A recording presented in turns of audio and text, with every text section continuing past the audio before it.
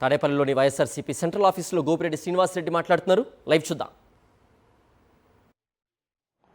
2 సార్లు శాసనసభకు ఎన్నికై వైద్యం మీద ఈరోజు మాట్లాడుతూ ఉన్నాను. ముఖ్యంగా ఈ ప్రభుత్వం తీసుకున్న ఈ యొక్క అనాలోచన నిర్ణయాన్ని తీవ్రంగా ఖండిస్తూ, ముఖ్యంగా ఈరోజు సేఫ్ క్లోజ్ చేసి జీవో కూడా ఇష్యూ చేయడం జరిగింది. GO number 27. అట్లానే పార్వతీపురం మెడికల్ కాలేజీకి పిలిచిన టెండర్లు క్లోజ్ చేయటం,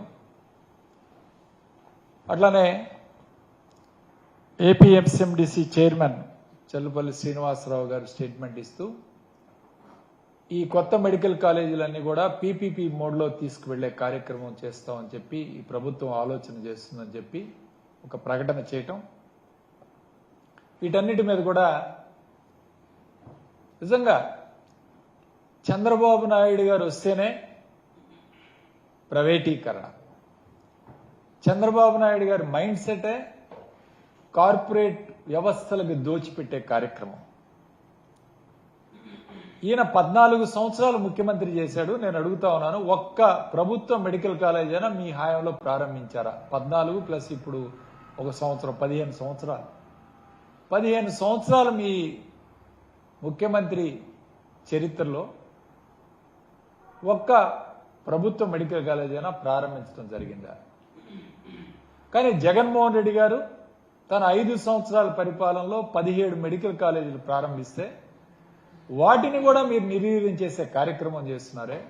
ఎందుకు మీకు ఈ యొక్క ప్రైవేటు వ్యక్తుల మీద ఎందుకు ఈ ప్రేమ అని ఈరోజు అడుగుతా ఉన్నా. గతంలో నేను విద్యార్థిగా చదువుకునేటప్పుడు కూడా అప్పుడు నేదురుమల్లి జనార్దన్ రెడ్డి గారు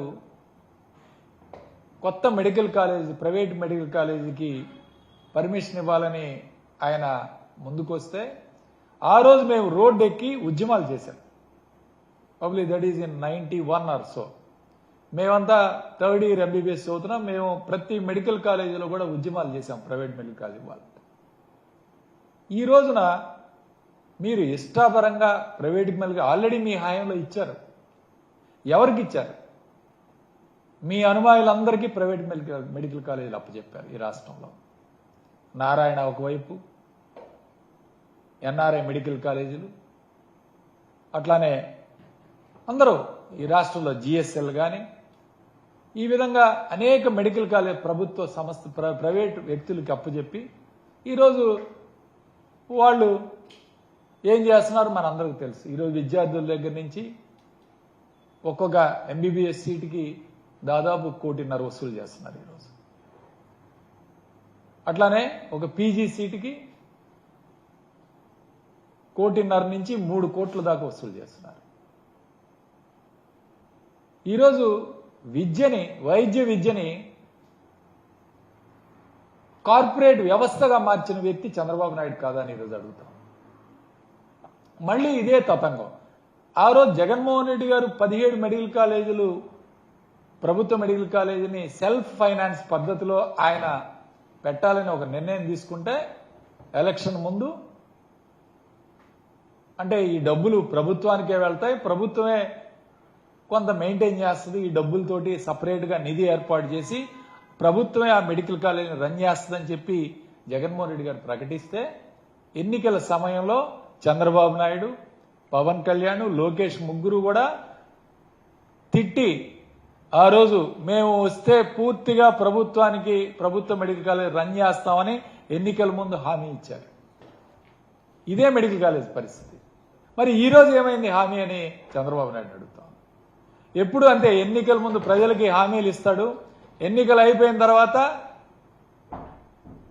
వాటన్నిటినీ కూడా మర్చిపోయాడు. అసలు వాటి గురించి మాట్లాడే ఇది కూడా అవకాశం కూడా ఇవ్వడు చంద్రబాబు నాయుడు. అలాంటి దుర్మార్గ పరిపాలన చేస్తున్నాడు వాడు.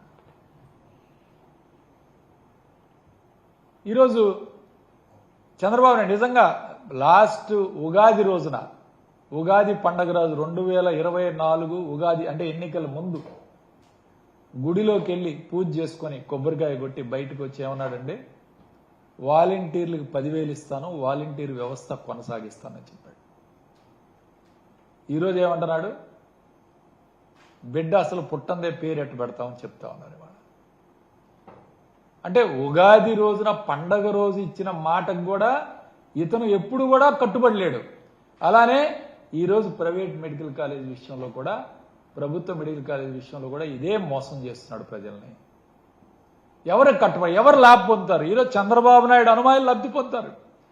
వాళ్ళందరికీ మెడికల్ ఇస్తే వాళ్ళు బాగా డబ్బులు సంపాదించుకొని రేపు మీ పార్టీకి ఫండ్స్ ఇవ్వటం కానీ, పార్టీలో ఉన్న వ్యక్తులకి ఈరోజు మేలు చేసే కార్యక్రమం చేస్తారు తప్ప